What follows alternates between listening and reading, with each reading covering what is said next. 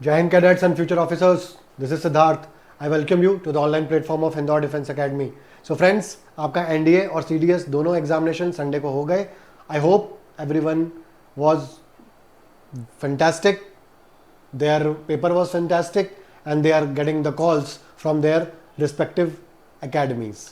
So friends, हमने ये video थोड़ा सा लेट बनाया है बिकॉज जो आंसर शीट है, आंसर की है, वो हमें खुद ब खुद बनानी पड़ी. बिकॉज हम किसी भी कहीं से भी किसी भी कोचिंग इंस्टीट्यूट की आंसर की पे हम रिलाय नहीं कर सकते हैं, राइट? तो हमें इतना टाइम लगा. कट ऑफ्स के क्वेश्चंस बिल्कुल मत पूछिएगा. कट ऑफ का सेपरेट वीडियो हम कल बना के लाएंगे.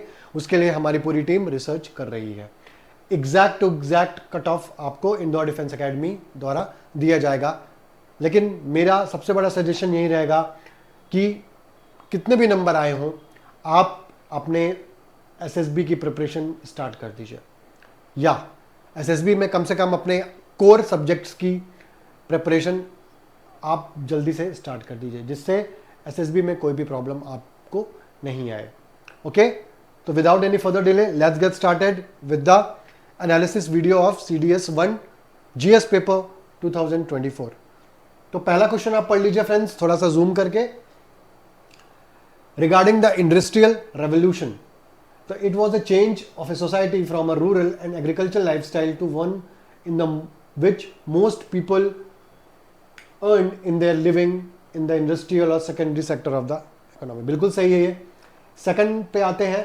The first industrial revolution began in the Germany in the early 18th century. Friends, पहला इंडस्ट्रियल रेवोल्यूशन जर्मनी में नहीं हुआ था. पहला इंडस्ट्रियल रेवोल्यूशन यूके में हुआ था. कहाँ हुआ था फ्रेंड्स? यूके में. तो ये वाला ऑप्शन गलत हो जाता है. थर्ड वाला देखते हैं. During the industrial revolution technological advance in the iron smelting and later steel production were accompanied by the invention of the steam engine. Steam engine was invented by James Watt. तो जैसे ही steam engine का आविष्कार हुआ था, logistics की सारी problem solve हो गई थी. तो ये वाला ऑप्शन भी सही है. तो इसका आंसर क्या होगा? C 1 and 3. आई होप आपने ये क्वेश्चन अपने कॉमन सेंस से जरूर किया होगा.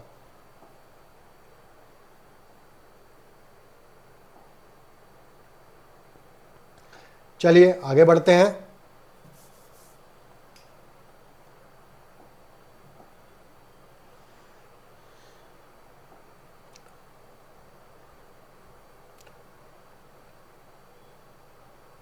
नेक्स्ट क्वेश्चन है, which of the following statements regarding the insolation is are correct. Insolation मतलब कितनी ज्यादा सन की एनर्जी और गर्मी हमारी पृथ्वी को मिल रही है और हम कितनी उसको एब्जॉर्व कर रहे हैं. Insolation is predominantly short wave radiation with wave length in the range of 0.39 micrometre to 0.76 micrometre. Second, insolation is evenly distributed across the earth because of the earth curved surface. Friends, first वाला तो एकदम सही है. Second वाला में unevenly होगा. Okay, unevenly distributed, orderly distributed होगा. तो इसका आंसर भी क्या होगा? इसका आंसर होगा 1. ये भी कॉमन सेंस वाला क्वेश्चन था, और अगर आप इस क्वेश्चन को 2-3 बार पढ़ते तो आपको इसका आंसर पता चल जाता. Coming to the next.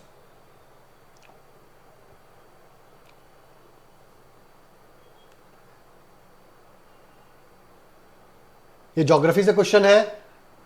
Okay, which of the following statements regarding the river meanders is are correct. तो it is a U shaped bend river. Definitely it is a U shape. It is a basic NCERT question. An extremely tight meander is called goose neck. Extreme बिल्कुल सही है. It is like to become a cut off oxbow lake after a flood. Definitely the tectonic uplift can cause a river to continue downcutting along its meandering course produced incised or entrenched meanders. तो ये तीनों के तीनों options friends correct हैं. तीनों के तीनों. Okay, ये भी अगर आपके बेसिक कॉन्सेप्ट ज्योग्राफी के क्लियर है तो आप ये क्वेश्चन को कर सकते थे. Coming to the next. How can one determine the relative humidity on a particular day at the given time. तो ये भी बेसिक ज्योग्राफी का क्वेश्चन है, 9th क्लास की एनसीईआरटी का. कि अगर आपको एब्सोल्यूट ह्यूमिडिटी पता हो, अगर आपको percentage of the absolute humidity पता होगी, तो आपको पता चल जाएगा कि ह्यूमिडिटी कितनी है पर्टिकुलर डे पे, पर्टिकुलर टाइम पे। तो इसका आंसर भी क्या होगा? Absolute humidity. Okay, coming to the next, which greenhouse gas maximum average residence time in the atmosphere? कौन सी ऐसी ग्रीन हाउस गैस है जो ज्यादा देर तक हमारे एटमॉस्फेयर में रहती है? ओके, तो इसका आंसर सिंपल सा है, नाइट्रोजन ऑक्साइड। इसका आंसर सिंपल सा नाइट्रोजन ऑक्साइड है। ओके, नाइट्रोजन ऑक्साइड अगर आपने इसका लगाया है तो ये बिल्कुल सही है। ओके, मीथेन तो हो नहीं सकती, क्लोरोफ्लोरोकार्बन हो सकता है, लेकिन वो सरफेस पे नहीं रहता, वो सीधे ऊपर चला जाता है। वाटर वेपर तो हो ही नहीं सकता। Coming to the next, what does BW stand for as per the Koppen climate classification? अगर आपने जीसी लियोंग पढ़ी है ज्योग्राफी की, जो हमने आपको बोला था पढ़ने के लिए, अगर आप इसको पढ़े होंगे तो आपको इसका आंसर बहुत इजीली पता हो जाएगा। तो इसका मतलब होता है डेजर्ट क्लाइमेट। इसका मतलब होता है desert climate my friends. Okay, desert climate. Coming to the next,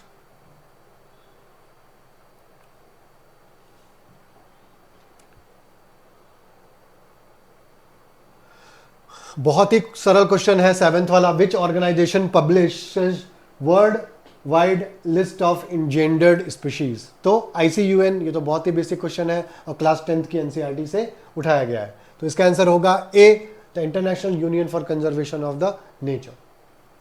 8th question पे आते हैं, on which among the following is a national water way number 2 is situated?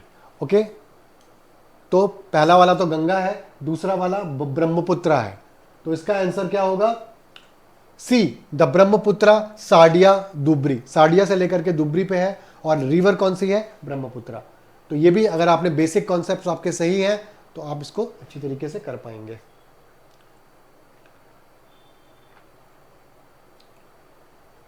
Culturable Westland क्या होता है? कल्चरेबल वेस्टलैंड, तो फ्रेंड्स ये भी NCERT का क्वेश्चन है। और जैसा कि मैंने आपको बताया था, अगर किसी एरिया पे, अगर किसी पर्टिकुलर लैंड पे 5 साल तक खेती नहीं होती है तो इसे कल्टिरेबल वेस्टलैंड का दर्जा उसे दे दिया जाता है। तो इसका आंसर होगा D, the land that has been fallow for the more than 5 years। Okay, बहुत ही सिंपल था ये। चलिए, सारे क्वेश्चंस नहीं करेंगे, अगर आगे बढ़ते हैं, जो इंटरेस्टिंग क्वेश्चन लगेगा वही करेंगे। चलिए, एक हिस्ट्री का क्वेश्चन देख लेते हैं, मीडिएवल हिस्ट्री का है ये। राणा कुंभा ऑफ मेवाड़ के बारे में है। He wrote the commentary on the Jayadev's Gita Govinda. Absolutely right.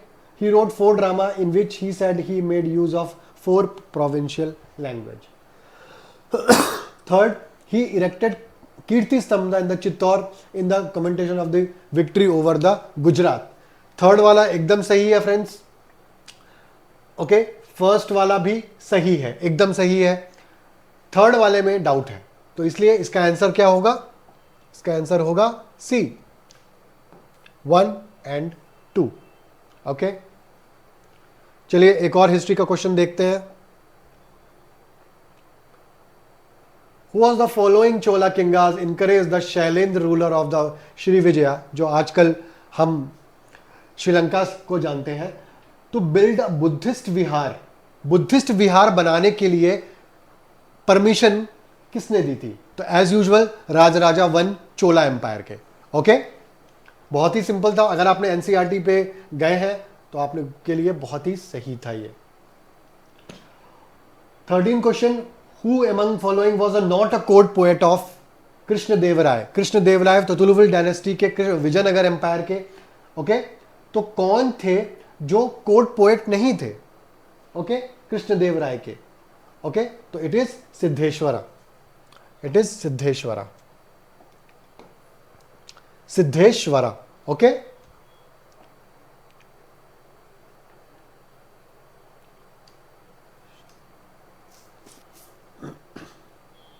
Okay, 14th, the royal portrait of Simha Vishnu and the Mahendravarman are found in which of the cave of the Mahabalipuram. हाय, ये तो बहुत ही थोड़ा सा टफ क्वेश्चन है फ्रेंड्स, और जिसने बिल्कुल इंट्रिंसिकली अंदर जा करके इसको पढ़ा होगा वही इसका आंसर दे सकता है।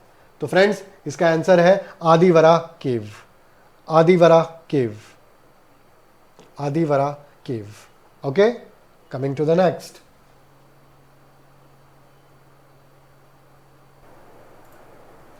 चलिए फ्रेंड्स नेक्स्ट क्वेश्चन पे आते हैं।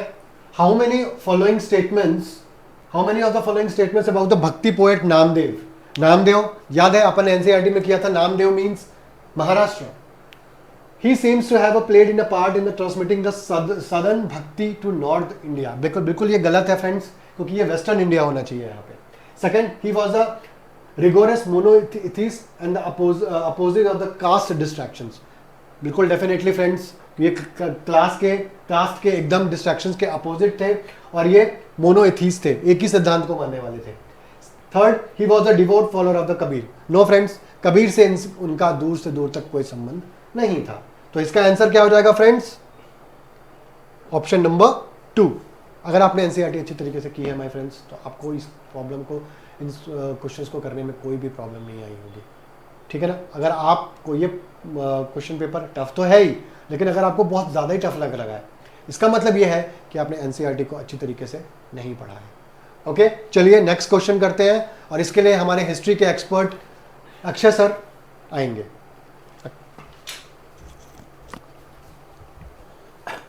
जैन फ्यूचर ऑफिसर्स, तो जैसे कि आपको सिद्धार्थ सर करवा ही रहे थे हमारा कंटिन्यूस सीडीएस का पेपर, जैसे कि मैक्सिमम क्वेश्चन उन्होंने करवा दिए। इसमें बेसिकली हमें एक चीज़ समझनी पड़ेगी कि इस बार यूपीएससी ने डिमांड क्या करी आपसे।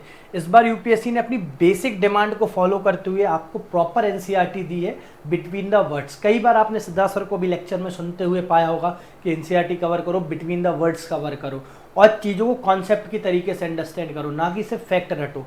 इस बार यूपीएससी वैसे ही खेला है कि फैक्ट भी गिवन है और साथ साथ कॉन्सेप्ट भी गिवन है। जैसे कि 16 नंबर का क्वेश्चन है कि अगर हम उसे पढ़ेंगे तो सीधा सिंपल है, मेडिसिन प्रैक्टिस की बात कर रहा है। अब ये क्वेश्चन आया कैसे? पहली चीज़ तो हमें ये चीज़ देखनी पड़ेगी, समझनी पड़ेगी कि ये क्वेश्चन बना कैसे। जैसे कि आपको याद होगा 2022 दिसंबर और स्टार्टिंग ऑफ 2024 जनवरी हमारा नेशनल मेडिकल काउंसिल जिक्र में रहा था, विवादों के पीछे, धन्वंतरी जी की मूर्ति के पीछे। तो शायद उससे भी कनेक्ट करके ये पूछा जा सकता था मेडिसिन के बारे में। तो इसकी जो टर्म है वो हमें देखने पड़ेंगे। The Indian medicine of the Arabic tradition, यूनानी के बारे में बात कर रहा है। तो यूनानी कहाँ से आई है? Contemporary Persian medicine. यूनानी जो वर्ड है, अगर हम नोटिस करेंगे, यूनानी, यूनान ग्रीक के लिए शायद ये केबीसी में अमिताभ बच्चन पूछ चुके हैं। तो यूनानी वर्ड तो पर्शियन मेडिसिन के लिए यूज होता था। Discovery of the circulation of blood explain in a scholar noble European traveller Francisco. तो ये भी स्टेटमेंट इनका सही है, दोनों स्टेटमेंट सही थे, क्योंकि बेसिकली ब्लड के सर्कुलेशन को एक्सप्लेनेशन इनने ही दिया था। हम ये नहीं कहेंगे प्रॉपरली, पर जो हमने हिस्ट्री में पढ़ा है फर्स्ट वर्डिंग्स इनके मिलते हैं। दूसरा, the practice of small pox inoculation was a describe in a contemporary Unani and Ayurvedic text. हाँ भाई, स्मॉल पॉक्स के बारे में जो माता आती है, छोटी माता जिन्हें हम कहते हैं, उनके बारे में भी जिक्र हमें कायम में मिला कंटेम्पररी डिस्क्रिमिनेशन यूनानी और आयुर्वेद में। तो ये तीनों ही सही है, इसमें कोई भी डाउट मत रखना। अब कई बार क्या होता है, सर इतना सारा कैसे पढ़ ले, बात ये आती है क्योंकि टाइम कम है, ज़्यादा पढ़ना है। तो अगर आपने यूनानी पढ़ रखा है तो थोड़ा सा नॉलेज आप आइडिया लगा सकते हो इन तीनों में, क्योंकि यूनानी और ये भी यूनानी के बारे में। आयुर्वेद में तो स्मॉल पॉक्स के लिए नीम का यूज़, जैसे कि आपने देखा होगा, नेचुरल मेडिसिन के तौर पे यूज़ होता है। तो इस तरीके के बारे में इसमें थोड़ा दिमाग लगाने की ज़रूरत थी अगर आपने डीप नॉलेज ले रखा है तो चलो नेक्स्ट क्वेश्चन की ओर चलते हैं हम सबसे जल्दी। अब ये जो क्वेश्चन है ये तमिलनाडु एनसीईआरटी में गिवन है हार्डली, तो इसका जो सही आंसर है 1 और 3 रहेगा।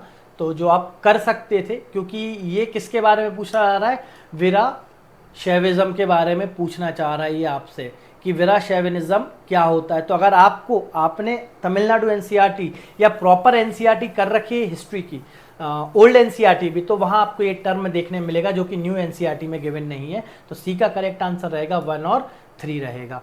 ठीक है, अब who founded the Kashmir Shaivism. Kashmir Shaivism किसने फाउंड किया है? तो इसमें है अभिनव गुप्ता जी ने फाउंड किया। ये डायरेक्ट फैक्ट है जो कि आपको पता होना चाहिए। अब ये आ गया हमारा सबसे फेवरेट क्वेश्चन जो है वो है पॉलिटी का। पॉलिटी में कितना इजी उन्होंने पूछ लिया है आपसे direct. Which one among of the following is not under the जुडिक्शन of protection of human right act 1993। अगर आपने protection of human right act 1993 पढ़ रखा है तो आपको ये इजी हो जाएगा पढ़ना, क्योंकि देखो नेशनल ह्यूमन राइट कमीशन तो इधर ही से आएगा कहीं ना कहीं से, स्टेट ह्यूमन राइट कमीशन भी यहीं से आएगा, ठीक है। The human right of courts भी यहां से आगे, पर क्या नहीं आएगा? The human right of council नहीं आएगा। ये बेसिकली आपको बेसिक, बिल्कुल इसकी डीप डेफिनेशन भी नहीं चाहिए कि आपको बहुत ज़्यादा नॉलेज होना चाहिए, पता कर लेगा। अब अगर इस ह्यूमन राइट एक्ट की बात करें तो आपको याद होगा पीस नोबेल प्राइज इस बार जो मिला है वो एक ईरानी वुमेन को दिया गया है। किसके लिए? ह्यूमन राइट्स के लिए और वुमेन राइट्स के फाइट करने के लिए जिनकी डेथ हो गई थी। इसलिए मैं कहता हूँ करंट अफेयर 100 डायमेंशन में पढ़ो। अगर आप ये करंट अफेयर पढ़ते तो कहीं ना कहीं ह्यूमन राइट्स सेक्शन आके पॉलिटी का पढ़ते और ये आपसे बन जाता। अब according to B R Ambedkar ये सभी को पता है, अगर ये कोई बच्चा गलत करके आ रहा है तो एक होता है पाप और एक होता है महापाप, तो ये रहेगा महापाप की कैटेगरी में। क्या पूछा? Heart and soul of the constitution of India क्या है? आर्टिकल 32 है। चलिए नेक्स्ट की ओर चलते हैं, जो कि हमारा पार्ट रहेगा ज्योग्राफी का, जो कि यहां से हमारे प्यारे डिफेंस अपडेट, जो डिफेंस अपडेट बहुत प्यारी देते हैं। और दूसरी चीज़ आप सब ने एसएसबी के मास्टरमाइंड भी कहते हैं, मास्टरमाइंड ऑफ एसएसबी, तो वो आपको यहाँ से कैरी ऑन करेंगे। और जो भी हिस्ट्री का पार्ट आएगा फिर अपन देखते रहेंगे। मैं भी स्टूडियो में मौजूद हूँ सर के साथ। थैंक यू अक्षय सर, आपने बहुत अच्छी तरीके से समझाया बच्चों को, और आपने एक छोटा सा नैरो रास्ता भी दिखाया कि आप किस तरह से बिटवीन द लाइंस आपको पढ़ना है। चलिए without any further delay,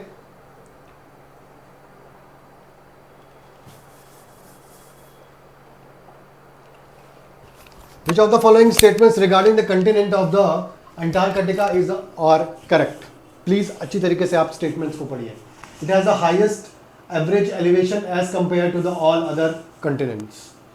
okay, ये तो मुझे थोड़ा गलत लग रहा है, क्योंकि देखिए सुपरलेटिव डिग्री का यूज किया है। यूपीएससी में आपने देखा होगा, अगर अपन यूपीएससी अगर कुछ ज़्यादा नंबर्स के साथ खेल रहा है, अगर वो सुपरलेटिव डिग्री का यूज कर रहा है, तो इसका मतलब 90% के यूपीएससी को कोई नहीं समझ सकता, ये बात तो आप समझ ही गए होंगे, राइट। तो लेकिन कुछ चीज़ें हैं, कुछ लूप होल्स हैं यूपीएससी की, उसने अगर सुपरलेटिव यूज कर लिया है, इसका मतलब क्या है कि वो ऑप्शन गलत है। तो इसने हाईएस्ट एवर्जन एलिवेशन की बात कर ली है, जो कि ये बिल्कुल गलत है। और Mount Vinson is the largest peak of this continent, definitely ये बिल्कुल सही है। इसका आंसर क्या होगा फ्रेंड्स? ओनली 2, ठीक है ना। तो अगर आप बेसिक सी एलिमिनेशन की पद्धति आपको पता है तो आप इजीली आप इसको सॉर्ट आउट कर सकते हो।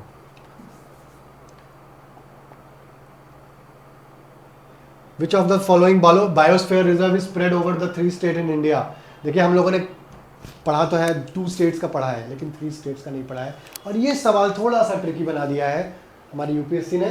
तो इसका सही आंसर होगा, मैक्सिमम लोगों ने अर्चना कुमार अमरकंटक लगाया है, जो कि गलत है, और इसका आंसर यही होगा नीलगिरी।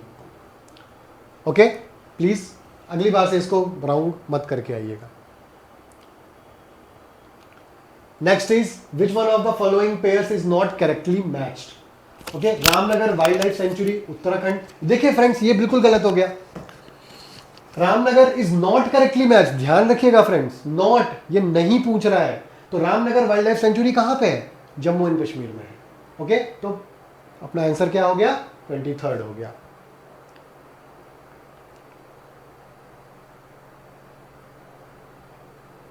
चलिए, विच of the following statements regarding the coconut production is the Lakshadweep is और करेक्ट? फ्रेंड्स, ये क्वेश्चन तो काफ़ी, लक्षद्वीप चल भी रहा है आजकल न्यूज़ में because of our honourable prime minister Shri Narendra Modi, जो अपनी तृतीय ताजपोशी के लिए बस आने ही वाले हैं जून में।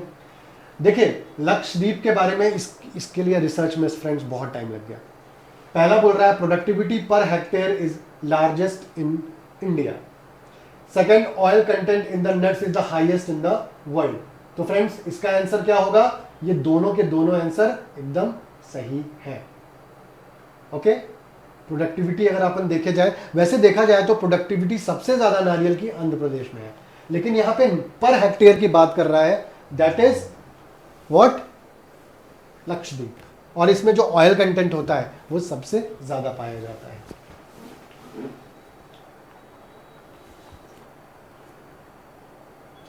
चलिए, अपन सारे क्वेश्चंस नहीं कर रहे हैं, केवल इंपॉर्टेंट करते हैं, बिकॉज अगर अपन सारे के सारे करेंगे तो ये जो वीडियो है बहुत लंबा चला जाएगा, और ना आपके पास इतना पेशेंस है ना हमारे पास तो पेशेंस की कोई कमी नहीं है फ्रेंड्स, लेकिन आपके पास इतना पेशेंस होना चाहिए। वैसे भी ये वीडियो आप लोग फास्ट फॉरवर्ड में कर रहे होंगे।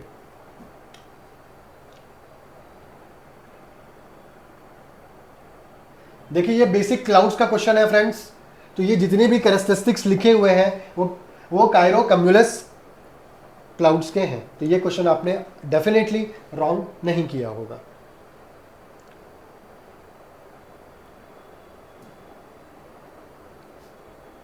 ये भी ज्योग्राफी का क्वेश्चन है। ज्योग्राफी का माय फ्रेंड्स क्वेश्चन इस बार बहुत सारे आए हैं।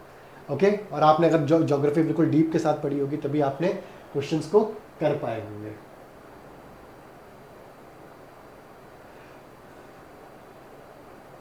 देखिए, फिर से हिस्ट्री सेक्शन आ गया है, और हिस्ट्री सेक्शन आने के बाद मैं अपना जो बोलने की जो है रिक्वेस्ट है वो अक्षय सर के साथ करूंगा।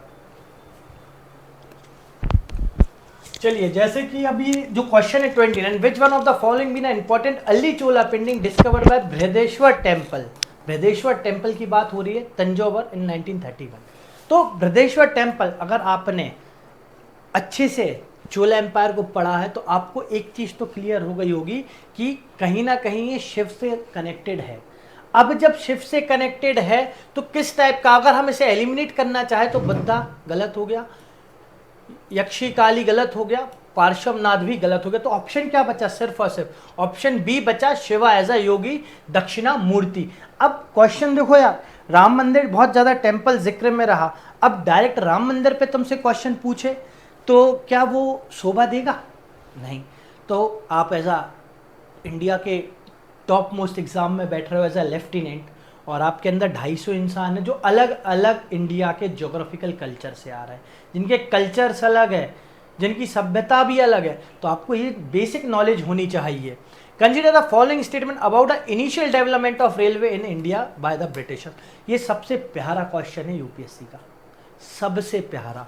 अगर आपने एनसीईआरटी के साथ अपने कॉन्सेप्ट बिल्ड कर रखे हैं ना तो मजा आ जाएगा करने में, इससे इजी क्वेश्चन नहीं हो सकता। हाँ, कंफ्यूजिंग है, जैसे कि private financial investor for a railway would be get a land free from a British government India, ऐसा कुछ था क्या? आपको याद है? चलो देखते कौन सा सही है। The investor would get a return of 5% on the capital from of government if they rent to a loss and a secured and agreed profit. भाई लॉस वॉस की बात ही नहीं थी इनिशियली। अगर आप बेसिक रेलवे डेवलपमेंट समझोगे तो अगर रेलवे में जो भी इन्वेस्ट किया गया है ब्रिटिशर्स के द्वारा, उसका कुछ ना कुछ परसेंट इंडिया की जो इकोनॉमी थी उस समय वो कहाँ जा रहा था? ब्रिटेन जा रहा था। तो ये तो बात ही खत्म हो गई कि भाई लॉस में भी हम चलाएंगे, उनको लॉस और प्रॉफिट से मतलब नहीं था। और बेसिकली जब हमने रेलवे पढ़ा था तो एक चीज पढ़ी थी कि railway was made for their personal uses, not for Indians. Indians are not allowed to sit in railways. Britishers आप अपनी आर्मी को इधर से उधर ले जा रहे हैं, मूव करवा रहे हैं, अपने हथियार मूव करवा रहे हैं, अपना इंपोर्ट एक्सपोर्ट मूव कर रहे हैं, ये सारी चीजें कर रहे थे ना। चलो देखते। The railway would be jointly manage with the government. हाँ भाई, जॉइंटली तो थी, तो ये भी सही है इसमें, और 1 भी सही है। Option 2 will be correct. इसमें दो ही इसमें तीनों सही रहेंगे क्योंकि रिटर्न की बात हुई थी, याद रखिएगा। तो option C will be the correct answer. कैसे बात हुई थी? अगर 5% का इन्वेस्टमेंट तभी देंगे government if they run at loss. अगर लॉस में है तो नहीं देगा, प्रॉफिट में है तो हम 5% रिटर्न देंगे। किसको? Indian government, Indian vice Roy को देंगे। ब्रिटेन में जो पैसा जा रहा है वो तो जा ही रहा है। अब आ जाओ, इसमें से हमने जो करना है, विच one of the following industries was mostly affected by the decentralization of India in 19th century। अब एक चीज बताओ, ब्रिटिशर्स को अगर हम बात करें, एक छोटा सा कॉन्सेप्ट समझा रहा हूँ, टाइम कम है, अगर आप समझ जाओगे तो ये लैंग्वेज भी समझ जाओगे, ये बहुत सरल क्वेश्चन है।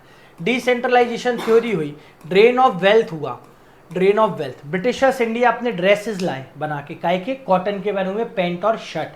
और इंडिया में अगर कॉटन टेक्सटाइल बूम कर रही है तो इंडिया पीपल क्यों पहनेंगे? तो सबसे पहले किसको इंपैक्ट कराया गया था? कॉटन टेक्सटाइल को। रॉ मटेरियल के तौर पे कॉटन ले जाया गया ब्रिटेन, वहां से मैन्युफैक्चर्ड करके लाया गया और बेचा गया कहाँ? इंडिया में। ठीक है, 5 रुपए में रॉ मटेरियल खरीदा और एक मोटे मोटे हिसाब में 50 रुपए में वो कपड़े बेचे।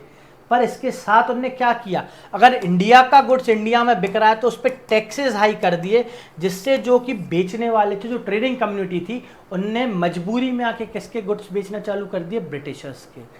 तो कॉटन टेक्सटाइल, क्योंकि सिल्क मैन्युफैक्चरर्स तो ठीक था, आयरन और स्टील इंडस्ट्रीज कौन लाए थे इंडिया में? ब्रिटिशर्स लाए थे।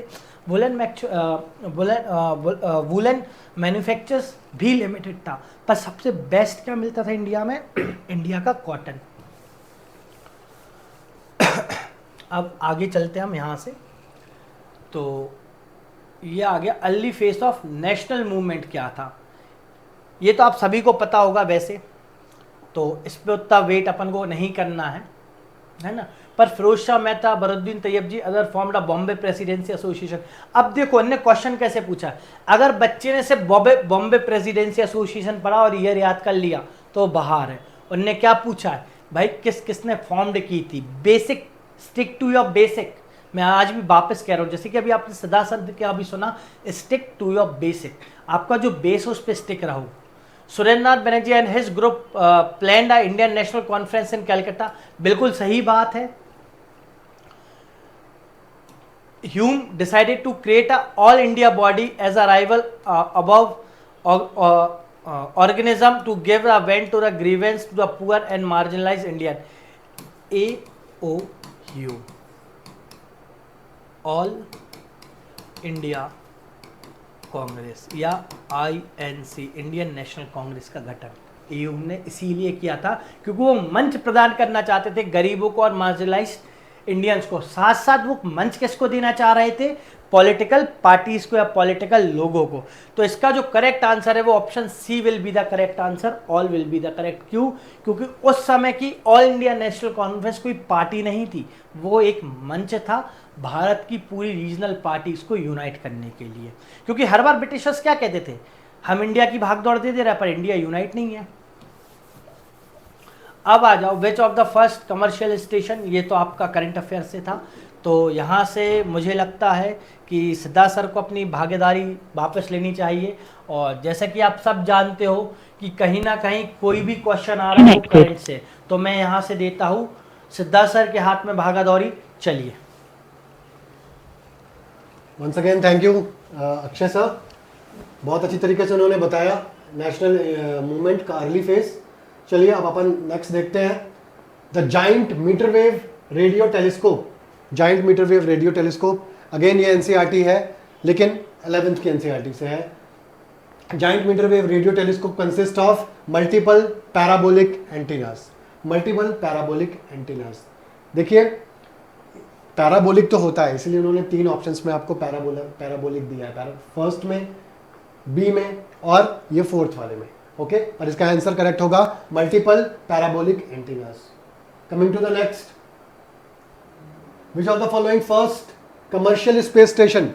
देखिए फ्रेंड्स, अभी आपने कुछ दिन पहले पेपर में पढ़ा होगा कमर्शियल स्पेस स्टेशन 2026 में पहला आ रहा है। तो इंटरनेशनल स्पेस स्टेशन तो पूरे कंटिनेंट्स का है, वो किसी एक पर्टिकुलर कमर्शियल एरिया का नहीं है, वो किसी पर्टिकुलर इंसान का नहीं है। लेकिन जो एक्सियम स्टेशन है जो अमेरिका का है, और थेल्स परनानिया नाम की एक मैम है, उन्होंने ये कंस्ट्रक्ट करने का बीड़ा उठाया है और लगभग कंस्ट्रक्ट कर लिया है।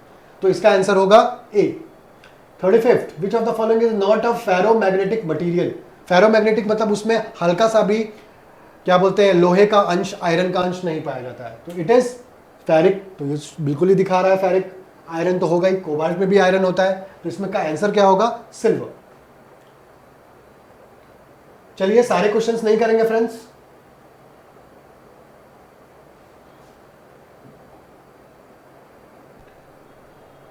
ये भी करंट अफेयर्स का क्वेश्चन है friend.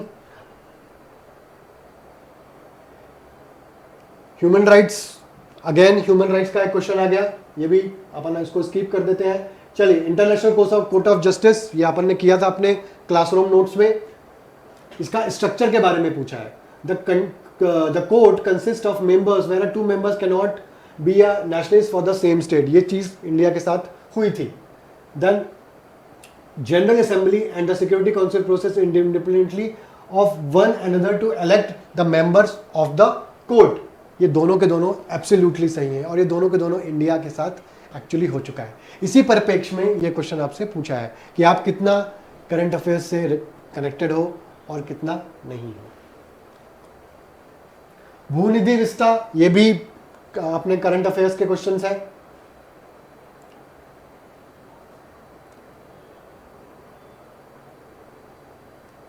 Which of the UN organization has been awarded Nobel Prize twice? तो again UN human rights commission, बहुत इंपॉर्टेंट। इस बार ह्यूमन राइट्स के बहुत ज़्यादा क्वेश्चन आए हैं और ये इकलौती UN की एजेंसी है जिसको 2 बार, फ्रेंड्स 2 बार UN आपको नोबेल प्राइज मिला है। पहली यूनियन एजेंसी कौन थी? वो थी red cross society. Coming to the next, ये आपका बायो का क्वेश्चन है। चलिए आगे बढ़ते हैं।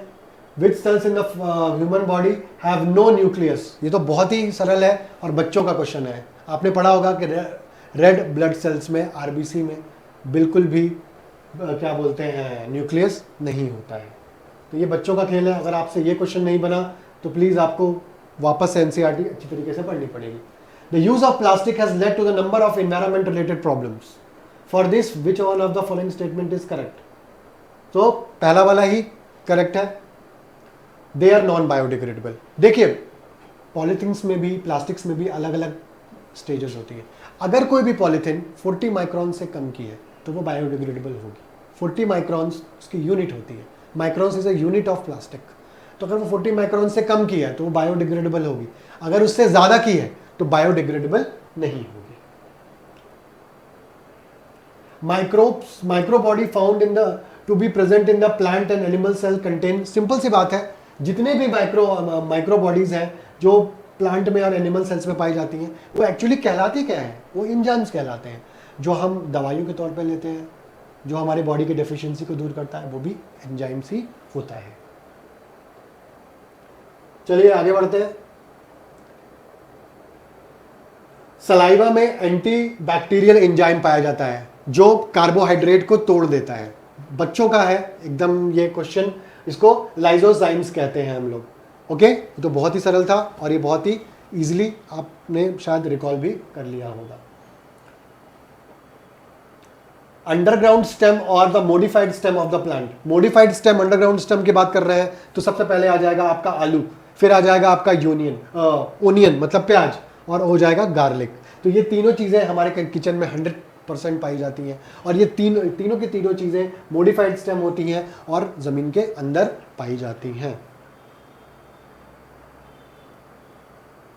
चलिए आगे बढ़ते हैं। ये अब यहां से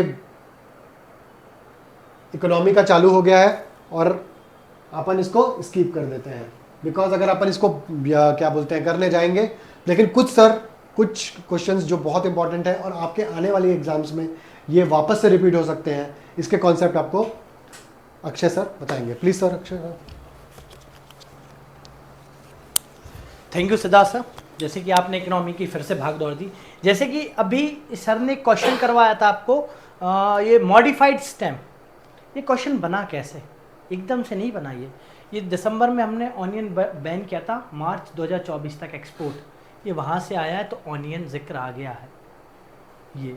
ये चीज़ें आपको पकड़नी पड़ेगी। अब जैसे इस बार कुछ आया मॉनेटरी ट्रांसमिशन, ये तो एक नॉर्मल है, ये तो आप सभी को पता होगा। अब जैसे कि WPI wholesale price index, इसको हम पहले फॉलो किया करते थे इन्फ्लेशन देखने के लिए, ठीक है। अब इसको काय में कन्वर्ट कर दिया हमने 2019 से। उर्जित पटेल कमेटी ने क्या कहा था, कंज्यूमर प्राइस इंडेक्स कंबाइंड, जिसमें 499 आर्टिकल्स है, बास्केट्स है, इसमें सारे प्रोडक्ट्स हमारे फ्यूल है, उस टाइप के क्वेश्चन आए हैं। ये अगर आपने बेसिक एनसीईआरटी इकोनॉमी करी है 6 to 12 की तो ये आपसे डायरेक्टली बन रहे होंगे, इसमें कोई भी दिक्कत नहीं आ रही होगी। अब जैसे कि इसमें अगर हम बात कर लेते fuel and power have a higher weightage in wholesale price index and primary articles, नहीं भाई ये गलत है। अब weightage of manufacturing product wholesale price index higher than fuel and power, हाँ option B will be the correct answer. इसमें option 2 सही है। अब कैसे सही है, क्या सही है, इसके लिए छोटा सा एक कॉन्सेप्ट बताता हूँ। हम होलसेल प्राइस इंडेक्स किस रेट पे देख रहे हैं, हम किस रेट पे देख रहे हैं, हम देख रहे हैं होलसेलर को देने से, हम एक्चुअल मार्केट प्राइस पे नहीं देख रहे हैं। तो ये चीज़ें बेसिक करते, अगर आपको ये चीज़ क्लियर है तो अब ये एचडीएफ स्टैंडिंग डिपॉजिट फैसिलिटी जो रेट वॉज इंट्रोड्यूस इन अप्रैल 2022, ये लेटेस्ट हुई थी, क्योंकि ये इसलिए की गई थी क्योंकि हमारे यहाँ जो रिसेशन और कोविड की वजह से इम्पैक्ट हो रहे थे उसको सुधारने के लिए की गई थी। तो ये पता करने के लिए इसमें जो ऑप्शन है बहुत करेक्ट है, क्योंकि एलएएफ को इसने रिकवर किया था, repo rate on the floor on the FF, HDF rate replace the fixed reserve repo rate. ये एक टर्म है करंट पे से जो कि अभी इको में ऐड किया गया है 2022 में, जो कि आपको पता होना चाहिए। अब फ्री ट्रेड एग्रीमेंट कैसे आया जिक्र में, इंडिया ने अभी लेटेस्टली, आपको याद होगा 2 ट्रिलियन समथिंग एक्सपोर्ट हाई करने की बात की थी ई कॉमर्स में, और इसमें क्या था, हम $1000 के ऊपर की इकोनॉमी है। तो वर्ल्ड ट्रेड ऑर्गेनाइजेशन के तहत जो कंट्रीज है $1000 के ऊपर वाली, वो फ्री ट्रेड नहीं कर सकते, मतलब एक्सपोर्ट पे कोई आप वो नहीं दे सकते अलग से। तो इंडिया ने क्या करा कि इस चीज़ को कन्वर्ट करा काय में कि वो जो टैक्सेस है, जो हम टैक्स ले रहे हैं उसे हम रिटर्न कर देंगे। ये स्कीम लागू करी थी हमारे ई कॉमर्स को एक्सपोर्ट बढ़ाने के लिए। तो उस पर से फ्री ट्रेड आ गया है, जो कि आपको पता होगा इसमें से 5 ऑप्शन ही सही है ना। चलो सारे क्वेश्चन तो हम कर नहीं सकते क्योंकि टाइम कम है, इंपॉर्टेंट बेसिक क्वेश्चन कर लेते हैं हम फटाफट, जो कि है अब जैसे कि वापस साइंस का पार्ट आप देख रहे हो, ये बेसिक साइंस है ये, और केमिस्ट्री है जो कि आपको पता होना चाहिए, जिंजरेस, ये सारी चीज़ें। नेक्स्ट क्वेश्चन की ओर अगर हम बढ़ते हैं तो ये आ गया मदुरई से question, the capital city of Pandya, history का क्वेश्चन है, देखते हैं क्या। It was describe in a Maduraikanchi as a large grand city and scored as a wall by wall of 3 side of Vengai river on the fourth side. भाई ये बिल्कुल correct statement है, इसमें कंफ्यूज मत होना क्योंकि ये बेसिक डायरेक्ट चीज़ें हैं जो आपने पढ़ी होगी, ठीक है। Arthashastra mention it as a centre of fine cotton, हाँ भाई फाइन कॉटन के लिए भी पहचाना जाता है, अर्थशास्त्र में जिक्र है। अब जैसे जब हम अशोक के कुछ इंस्क्रिप्शंस देखते हैं तो हमें चेला चोल पांड्यास के बारे में पता चलता है कि ये हमारे फ्रेंडली नेबर से या हमारे साथ अलायंस में है, तो यहाँ से अर्थशास्त्र से भी कनेक्ट है। One literature source describe it a major craft centre, हाँ उस समय का मेजर क्राफ्ट सेंटर क्या है, पांड्याओं की कैपिटल मदुरई। तो option 1 and 2 and 3 are correct. अगर आपने बेसिकली भी समझा है तो आप आसानी से कर सकते हो कि अशोक के, देखो कभी कभी होता है बच्चे अर्थशास्त्र इतना डीप में नहीं पढ़ पाए, पर अगर आपने अशोक के इंस्क्रिप्शन में इनका नाम सुन रखा है तो पहली चीज़ तो ये सही हो गई, क्योंकि अर्थशास्त्र आ गया, अर्थशास्त्र से कनेक्टेड। चाणक्य, और चाणक्य किस पीरियड में थे, मॉडर्न पीरियड में थे, ठीक है। शुभम भारत, अब सवाई जय सिंह का इस बार ने क्वेश्चन पूछ लिया कि land accuracy of european observation and obtain a La Hire table from which reproduce a reflection table, ऐसा कुछ था क्या सवाई जय सिंह का? नहीं था। उनने तो सवाई जय सिंह ने एक वॉच बनाई थी, आपको अगर याद होगा तो। His astronomies also developed a telescope on their own observe of lunar scope, नहीं भाई दोनों ही गलत है। एस्ट्रोनॉमी के बारे में सवाई जय सिंह ने एक वॉच बना रखी थी, अगर आपने हिस्ट्री अच्छे से पढ़ रखी है। ये आ गया सुगम भारत अभियान, ठीक है, ये चीजें हो गई। और देख लेते हैं हम जल्दी जल्दी। अब देखिए नॉन कॉपरेशन मूवमेंट से आया गया क्वेश्चन, कितना प्यारा क्वेश्चन है कि भाई part of action programme of non cooperation movement, क्या एक्शन प्रोग्राम रहा? The Congress organise was the reach down to the village and the mohalla level, ऐसा कुछ था क्या? देखते क्या पूछा है, नॉट करेक्ट पूछा है, ध्यान रखना। कभी भी जैसे जो बच्चे पहली बार एग्जाम दे रहे हो कभी कभी नॉट करेक्ट याद होता है। अब जैसे सिद्धार्थ सर ने भी बताया अच्छे से पढ़ो। अब इसके लिए एक मैं छोटी सी ट्रिक बताता हूँ, आप सब पेन तो ले जाते ही हो, 2 रुपए की पेंसिल साथ में ले जाओ और नॉट पे ऐसा सर्कल बना दो, कम से कम वो आपके आई के सामने तो आएगा बार बार। Boycott a government affiliated school and college, हाँ भाई नॉन कॉपरेशन मूवमेंट में था। असहयोग आंदोलन, non cooperation. Taking control of the law and order machinery of the state by the Congress working committee, भाई ऐसा कुछ नहीं था, ये गलत है। Surrender the title and order given by the government, हाँ गांधी जी और रविन्द्रनाथ टैगोर ने अपने टाइटल वापस करे थे, आप सभी को पता होगा। बॉयकॉट गवर्नमेंट स्कूल, नागपुर के स्कूल्स में और ये सब चीज़ें हुई थी। और लोकल लैंग्वेज, हर एक लीडर मोहल्ला लोकल लोगों को एकत्रित कर रहा था, क्योंकि हमें क्या दिखाना था ब्रिटिशर्स के खिलाफ, यूनिटी दिखानी थी। पर कांग्रेस वर्किंग कमेटी का उस समय कोई भी रोल नहीं था। ठीक है, अब मौर्यन एम्पायर की बात में आ जाए, हाँ मैं ये मानता हूँ ये बहुत डेप्थ क्वेश्चन है मौर्यन एम्पायर के, और बहुत ही ज़्यादा गहराई में पूछा गया है। पर इसमें सीधा सिंपल बात है कि आपको ने अगर अच्छे डीपली स्टडी करिए, कुछ क्वेश्चंस ऐसे होते हैं जो कि अच्छे से पढ़ने वालों से भी नहीं बनते, तो इसका ऑप्शन, इसके तीनों स्टेटमेंट करेक्ट हो जाएंगे और एक स्टेटमेंट गलत है। अब दिल्ली सल्तनत की बात करते, ये बहुत प्यारा क्वेश्चन है डायमंड माइंस का, तो इसका सही आंसर होगा ऑप्शन डी होगा, क्योंकि इसमें आप जैसे कि मैं ये बोलना चाहूँगा, इस पूरे पेपर में रिसर्च सिद्धार्थ सर ने करी है, तो ये आसानी से तो मिला नहीं होगा, क्योंकि ये गिवन नहीं है, बहुत कम जगह गिवन है। तो बहुत मेहनत से सिद्धार्थ सर ने आप सबके लिए यहाँ से आंसर की तैयार करी है, तो मैं चाहूँगा कि आप कमेंट में उनको थैंक्स बोले इस मेहनत के लिए। अब ये सन का है, ये सब एटॉमिक पार्टिकल्स है, यहां से सब एटॉमिक पार्टिकल्स और बाकी आगे की चीजें जो है वो सिद्धार्थ सर आपके साथ कैरी ऑन करेंगे, क्योंकि शायद सारी चीजें अभी जो है टोटल बायो की है और केमिस्ट्री की है। चलिए मैं इनवाइट करता हूं सिद्धार्थ सर को कि यहां से संभालें। Thank you Akshay sir. चलिए आ जाते हैं, जेम्स वेब स्पेस टेलीस्कोप बहुत ज़्यादा न्यूज़ में था और कंसिक्वेंटली न्यूज़ में था, और हमारे हिंदूज में भी रोज सुशोभित होता था। तो इसमें क्या पूछा है कि सही क्या है, तो it orbit sun about 15 lakh kilometre away from the earth. बिल्कुल और बिल्कुल सही है। ठीक है, तो इसका आंसर हो जाएगा A. It is a stationary in space nearly 10 lakh kilometre, नहीं स्टेशनरी नहीं है। It revolves around the moon nearly 3.5 kilometre away from the earth, ये भी बिल्कुल नहीं है। इसमें केवल अर्थ दिया हुआ है, इसलिए बी भी नहीं होगा। इसमें सन और अर्थ दोनों दिया हुआ है, इसलिए ये सही होगा।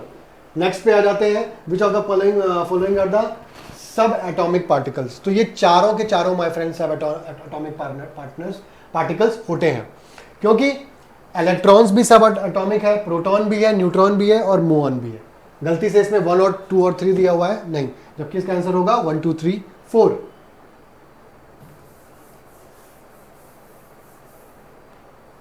Coming to the next, qubit. Qubit quantum computers की एक क्या बोलते हैं, एक यूनिट का नाम है क्यूबिट।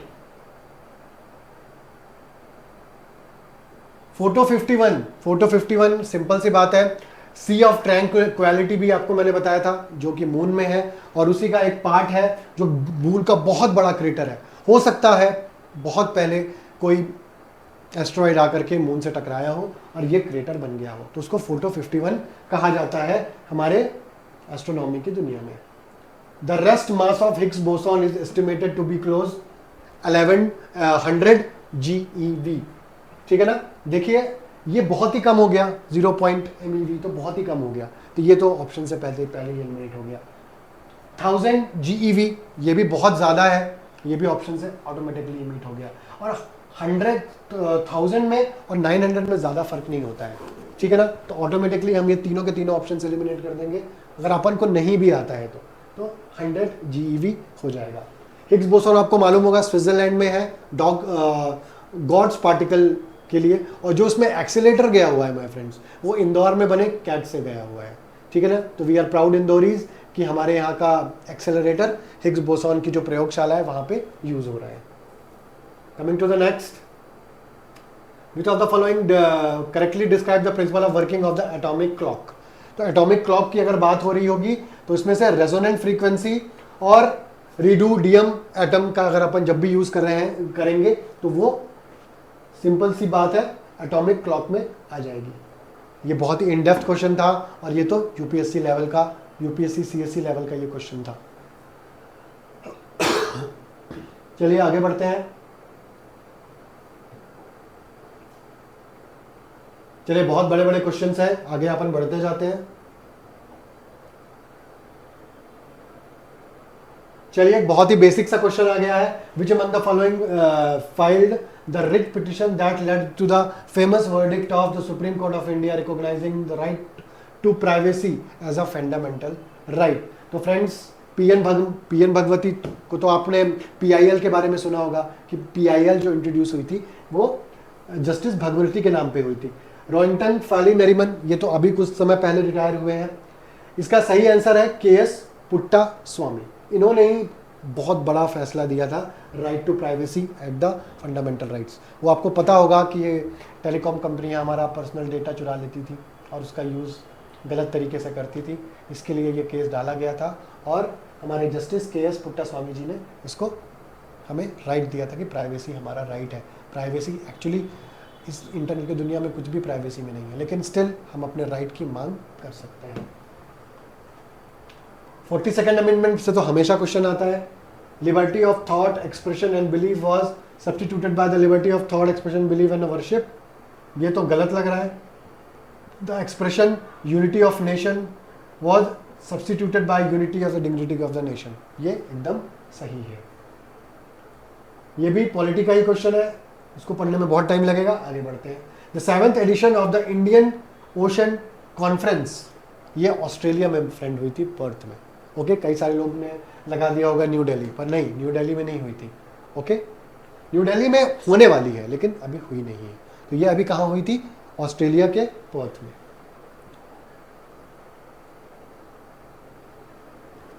चलिए पॉलिटिकल आइडिया ये लगाना पड़ेगा।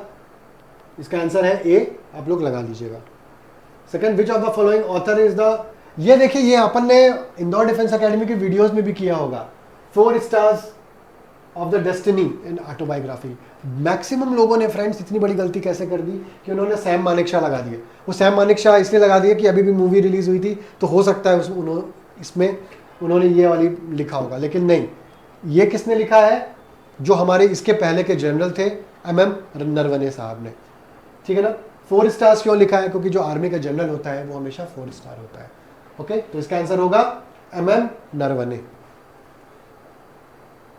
Indian army launch operation Sarvashakti, आतंकवादियों को एकदम से जड़ से समूल नाश के लिए जम्मू एंड कश्मीर में ऑपरेशन सर्वशक्ति। ये इंदौर डिफेंस एकेडमी के हमने जब ऑपरेशंस किए थे उसमें अपन ने इसका देखा था और ये हूबहू क्वेश्चन ये वाला एकदम आया हुआ है। तो मैं ये बोलूँगा कि इंदौर डिफेंस एकेडमी के हमारे क्लास नोट से, अक्षय सर की क्लास से और हमारे कई सारे जो फैकल्टीज़ हैं उनकी क्लास से कम 15 से लेकर के 20 क्वेश्चन CDS में इस बार और NDA में आए हैं, जो कि एक बहुत बड़ी बात है। नेक्स्ट आते हैं, which cities were conferred with the cleanest city. वो तो पता ही है हमारा ग्रेट इंदौर, और इस बार सूरत को भी इंदौर के साथ ही, हालांकि सूरत के जो मार्क्स थे वो इंदौर से 2 कम थे, लेकिन फिर भी उसको संयुक्त रूप से इंदौर के साथ विजेता घोषित किया गया है। ये क्वेश्चन भी हमने अपने वीडियोस में इसके लिए अलग से वीडियो बनाया था, आपको याद होगा तो, ठीक है ना। तो ये भी क्वेश्चन हमें इंदौर डिफेंस एकेडमी के यूट्यूब चैनल अगर आप रोज देखते रहे होंगे तो ये क्वेश्चन आपका कभी गलत नहीं हो सकता था। तो इसका आंसर होगा DRDO ने अभी बनवाया है उग्रम को। ओके और इसके फाइनल ऑपरेशन क्लियरेंस के लिए इसको भेज दिया गया है। Coming to the next, Yogesh Singh who won a gold medal in Asian championship. Friends ये शूटिंग में, कुछ लोगों ने आर्चरी लिख दिया है, बिल्कुल गलत है। इन्होंने ये जो मेडल जीता है वो शूटिंग में जीता है। चलिए 10 क्वेश्चन और बचे हैं। रिनोड क्लासिकल प्रभा अत्रे, बहुत अच्छी तरीके से पेपर में आया था। तो ये किराना घराने की है, लो टोन में गाती थी, ठीक है ना। राग भैरवी में और राग, एक और राग है इनकी जो बहुत फेमस राग है, रजनीगंधा। जी हाँ, फेमस भैरवी और रजनीगंधा में ये बहुत अच्छी तरीके से गाना गाती थी। भगवान इनकी आत्मा को शांति प्रदान करे।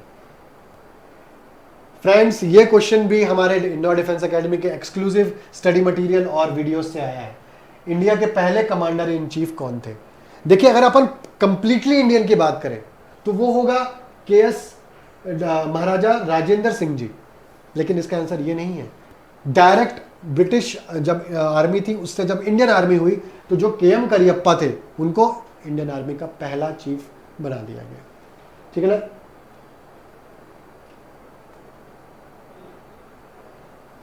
And to end secure mobile ecosystem, army के ऑफिसर्स का सिक्योर मोबाइल सिस्टम होना चाहिए पूरे डिफेंस में लोगों का, ताकि उनको इंटरप्रेट ना किया जा सके, उनको इंस्क्रिप्शन एकदम सेम टू सेम रहना चाहिए, उसका कोई भी प्रॉब्लम नहीं आनी चाहिए। तो उसके लिए हमने एक अलग से प्लेटफॉर्म बनाया है जिसका नाम रखा गया संभव। Okay, which of the following statements about the RCEP, ठीक है ना, तो इसमें दोनों आंसर सही होंगे। Recently government of India entered into an agreement with lithium exploration and mining project which are the following. Friends, ये भी आपने पढ़ा होगा कुछ दिन पहले न्यूज़पेपर में, अर्जेंटीना के साथ हमने मिल करके लिथियम एक्सप्लोरेशन और माइनिंग प्रोजेक्ट पे हमने उसके साथ हाथ मिलाया है। ओके, लोगों को काफ़ी कंफ्यूजन लगा अर्जेंटीना में और चिली में, तो इसका आंसर होगा अर्जेंटीना। ये संघाई कॉरपोरेशन, तो देखिए सेकंड वाला देखिए, Iran is the permanent member, Shanghai corporation member का कॉरपोरेशन ऑर्गेनाइजेशन का मेंबर ईरान कैसे हो सकता है, इसलिए क्या होगा, ये सेकंड गलत है, तो इसका आंसर होगा ओनली 1। चलिए लास्ट स्लाइड है, ये क्रिकेट से पहली बार शायद क्वेश्चन आ गया है, ICC क्रिकेट 19, तो इसकी दोनों के दोनों ऑस्ट्रेलिया ने जीते हैं इसको, और इसको ऑर्गेनाइज कहाँ किया गया था, साउथ अफ्रीका में। ओके, भारत रत्न से भी एक आया है, 1972 में नहीं था या 1952 में था, 3 लोगों ने जीता था। इसमें से आपको 1 रुपए भी नहीं दिए जाते हैं, ये बात बिल्कुल करेक्ट है। तो दोनों गलत हो गए friends. Which of the following statements about the Indian rank in the Global Innovation Index published by the Intellectual Property Organization? तो ये दोनों के दोनों सही हैं, इंडिया की रैंक 40th है और इंडिया की ट्रेजेक्टरी राइज हो रही है, आई थिंक। और ये लास्ट वाला फ्रेंड्स, ये क्वेश्चन, इसका आंसर 1 और 2 होंगे। इस तरीके से मैं अक्षय सर को बुलाना चाहूँगा। इस तरह से हमारा एनालिसिस वाला वीडियो ख़त्म होता है। इंग्लिश के एनालिसिस का वीडियो भी तुरंत आएगा, आप लोग स्टे ट्यून्ड रहिए। और Akshay sir, thank you Siddharth sir. जैसे कि सर ने आपको बताया कि डायरेक्ट क्वेश्चन है, अब जैसे एक मैं छोटा सा हिंट देना चाहता हूँ एंड में ख़त्म करके, ICC का क्वेश्चन क्यों आया, आपको याद है ICC hallmark, fame of the hallmark अभी लेटेस्ट इंडियन फीमेल को दिया गया है, कमेंट करके बताना, हमारे करंट अफेयर्स में कवर किया था हमने इसे। भारत रत्न स्पेशल वीडियो आज भी डाला है, इसे कवर किया था, कब हुआ, कैसे हुआ, क्या है। इंडिया में जैसे हम भारत रत्न की बात करते, ये इंडियंस को भी मिलता है और फॉरेनर्स को भी मिलता है।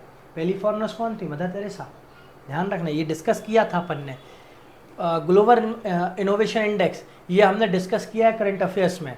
और ग्रीन क्रेडिट इनिशिएटिव, ये भी हमने डिस्कस किया था। ये सारे टर्म किस वजह से आ रहा है, अगर आपको हमारे वीडियोस देखने हैं, स्पेशली आपको अगर डिफेंस अपडेट के बारे में जानना है, तो मैं एक चीज़ बोलना चाहूँगा, आर्मी एक्सरसाइज, अभी जो current army exercise Siddharth sir ने करवाई थी, आप एक बार समझे वो कैसे करवा रहे हैं, क्या फॉर्मेशन है, और दूसरे सब्जेक्ट्स में आपको कैसे पढ़ना है, उसके भी हमारे चैनल पे करंट अफेयर्स की क्लासेस डाली है। जैसे इको का मुझे जहाँ तक याद है सर आपने करवाया होगा, GDP बहुत ज़्यादा आया है, तो GDP का जिक्र इसलिए ज़्यादा है क्योंकि जनवरी का जो हमारा ग्रोथ रेट बताया था GDP का 7.6 आया था RBI ने, जिससे प्रिडिक्ट किया था कि 7 के अबव रहेगा। अब जब GDP की बात है तो इन्फ्लेशन भी इंपॉर्टेंट है, अब GDP में M1 भी इंपॉर्टेंट है और M1 से डायरेक्ट क्वेश्चन है, ये सब आपको पढ़ना पड़ेगा। तो मैं ये कहना चाह रहा हूँ कि आप अपने आप को 100 या मल्टी डायमेंशन वाला इंसान बनाओ, जो कि UPSC मांगता है। और मेरे साइड से जय हिंद, आप सभी के लिए ऑल द बेस्ट, आप अच्छे से तैयार करें। और मैं चाहूँगा कि जैसे कि सिद्धार्थ सर ने ये लेक्चर स्टार्ट किया था, तो सिद्धार्थ सर ही इस लेक्चर को क्लोज करें। तो it's all over to Siddharth sir. Connected. देखिए आज अपन ने एनालिसिस कर लिया, थोड़ा सा एनालिसिस और बचा हुआ है और सारे क्वेश्चंस बचे हुए हैं, लेकिन हमारे पास इतना समय नहीं है, ठीक है। इसका आपको डिटेल्ड पूरी आपकी आंसर शीट आपको मिल जाएगी, राइट, हमारे इंदौर डिफेंस एकेडमी के चैनल वेबसाइट पे। फ्रेंड्स, हम लोग, हमारी पूरी टीम जुटी हुई है एग्जैक्ट कट ऑफ निकालने के लिए, चारों एकेडमीज़ का Indian military academy, Indian naval academy और एयरफोर्स एकेडमी प्लस OTA। तो कल इसका डिटेल्ड एनालिसिस पूरा वीडियो आ जाएगा। आई होप आपको इस एनालिसिस के वीडियो से कई सारे आपके डाउट्स क्लियर हुए होंगे और फ्यूचर में पढ़ने की जो क्या इंपॉर्टेंट टेक्निक होती है वो चीज़ भी आपके समझ में आई होगी। चलिए मिलते हैं कल के वीडियो में। स्टे हेल्दी, स्टे फ्रेश, खुश रहिए, एंजॉय कीजिए और SSB की तैयारी कीजिए। जय हिंद।